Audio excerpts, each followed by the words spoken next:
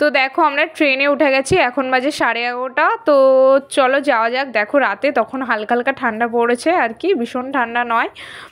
তো welcome back to my channel Priyanka blog. সবাই কেমন আছো? আশা করি সবাই খুব ভালো আছে আর আমি খুব ভালো আছি। তো এসে ফাইনালি আমরা শিয়ালদা স্টেশন থেকে হাওড়া স্টেশনে চলে যাচ্ছি। তো হাওড়া স্টেশনে পৌঁছে গেছি। দেখো তোমরা এসে সরি শিয়ালদা স্টেশন থেকে এই বাস ধরবো আর কি আমরা। তো বাসে ওঠার জন্য এসে যাচ্ছি। তো সবাই দেখো বাসে করে উঠলাম, উঠে এসে হাওড়া স্টেশনে চলে এসেছি ফাইনালি। তো হাওড়া স্টেশনের ভিতরে ঢুকেও গেছি, ঢুকে সব পেপার কেনা হয়েছে, সেই পেপারে বসা হচ্ছে। দেখো তোমরা, তো পেপারে ফাইনালি বসে গেছি। বসে গিয়ে আমরা কোথায় যাই সেটা জানতে হলে পুরো ভিডিওটা তোমাদের স্কিপ না করে দেখতে হবে। তো আমরা খিরাই স্টেশনে নেমে গেছি আর কি। ফার্স্টে আমরা পাঁচকুড়া নেমেছিলাম, পাঁচকুড়া থেকে আর কি কাঁথি এসছি। তো চলো দেখো কাঁথি স্টেশনে নেমে গেছি ফাইনালি। নেমে গিয়ে আর কি কোথায় যাই সবটাই তোমাদের সাথে শেয়ার করব। তো এসে কাঁথি স্টেশন তোমাদের ভালো করে জুম করেই দেখাচ্ছি। তো স্টেশন থেকে একটা স্কুল মাঠের ওখানে গেছিলাম, স্কুল মাঠটার নাম আমার মনে পড়ছে না, আমার শোনাও হয়নি। তো রেডি হয়ে গেছি, আজকেও এখানে রাধা আছে, তো রাধার জন্য রেডি হয়ে গেলাম।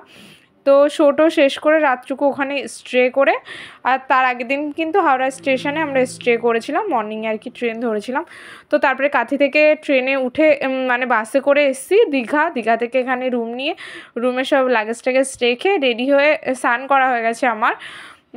যেহেতু জার্নি করে এসেছি ওই জন্য জার্নি করে এসে স্নান করে বেরিয়ে যাচ্ছি আমরা উদয়পুরের ব্রিজে যাব বলে, ওই জন্য।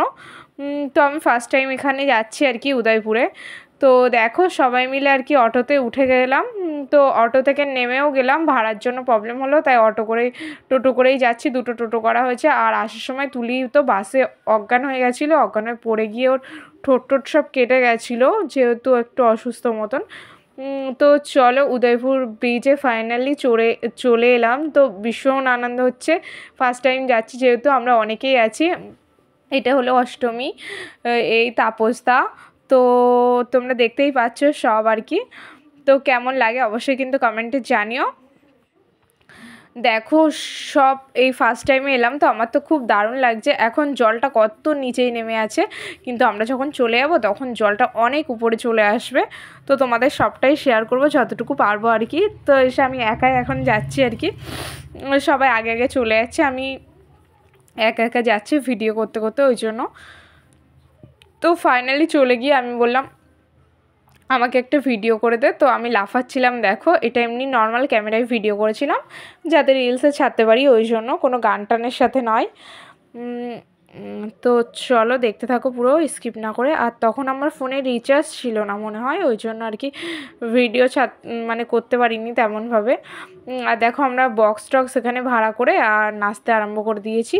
দিদিভাই আমি তাপসদা সবাই মিলে বেশ আনন্দ হচ্ছে, অনয়দা টনয়দা সবাই বসে আছে। তো এই আর কি সমুদ্রে যাব। তো এখানে গিয়ে আর কি দেখো আমার একটা জাল মতন দেওয়া ছিল, আমি এমনি নিজেই গিয়ে ভিডিও করছিলাম, করে আমার পায়ে একটা আঙুরটা হারিয়ে গেল, একটা আঙুর আছে একটা আঙুর পড়ে গেল। তো খাওয়ার জন্য সকালের খাবার জন্য চলে এসেছিলাম, সকালে আর কি খেয়ে গেছিলাম আমরা লুচি তরকারি, আর দুপুরে খাচ্ছি এটা সবজি ভাত, ডাল ছিল, আর কি ছিল মনে নেই এখন, অনেক দিন পরে ভিডিওটা এডিট করছি। এটা হলো 11ই নভেম্বরের ভিডিও। তো তারপরে রেস্ট নিয়ে হলো ওখান থেকে এসে স্নান টান করে মানে খেয়ে দিয়েই সন্ধে হয়ে গেছে, তারপরেই চলে যাচ্ছিলাম আমরা হলো ঘুরবো বলে বিচে। এটা হলো নিউ দীঘার বিচ। তো ওখানেই গেলাম, দেখো তখন অনেক সন্ধে হয়ে গেছে, বুঝতেই পারছো তোমরা। তো এসে দিদিভাই একটু নেমেছিল তাই ভিডিও করছিলাম আমি, দিদিভাই করতে বলেছিল তাই।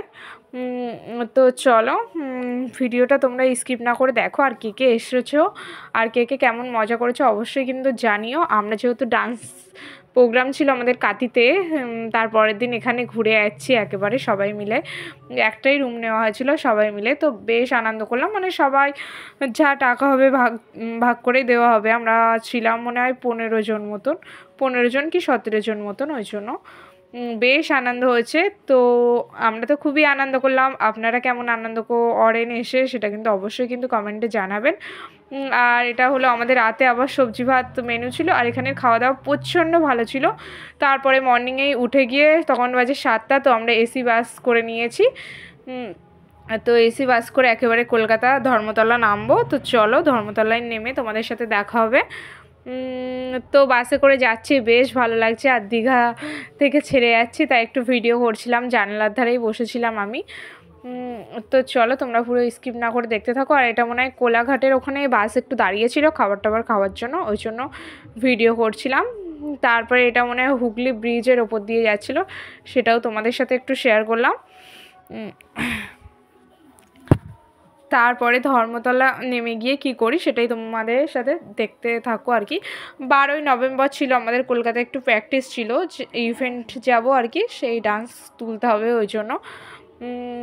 তো প্র্যাকটিসের জন্য বলা ছিল, বাট এত লেট হয়ে যাচ্ছে, বিরক্ত ধরে যাচ্ছে।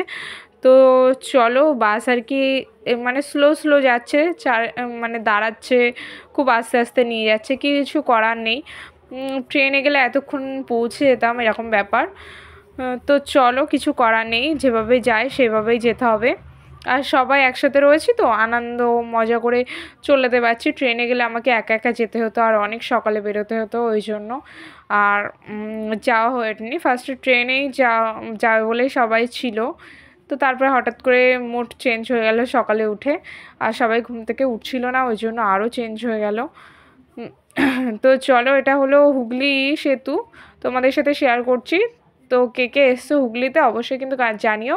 আমি একবারই এসেছিলাম অনেক ছোটোবেলায়, মানে নৌকা করে, আমার মামির বাপের বাড়ি, ওই জন্য মামার বিয়ের সময় এসেছিলাম। আর তারপরে হুগলি সেতুর ওপর দিয়ে তো অনেকবার শোয়ে যাওয়া হয় ট্রেনে করে আর কি, ওটাই দেখা।